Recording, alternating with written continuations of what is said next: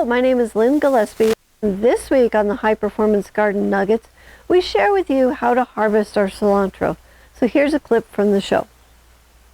Next is our cilantro, and there's a couple different ways that you can pick it. You can gather up the plant and shear it, or you can do just like we do with the arugula and the lettuce, and you can just pick these leaves around the outside.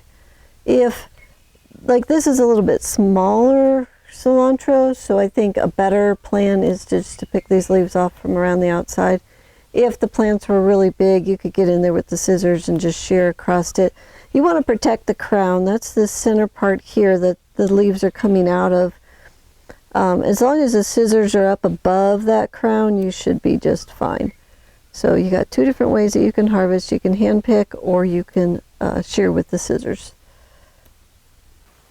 This clip is from the High Performance Garden Show Year 8, Week 8. If you'd like to watch the whole show, it's free, it's online, and you can enroll on our website at thelivingfarm.org/high-performance-garden-show.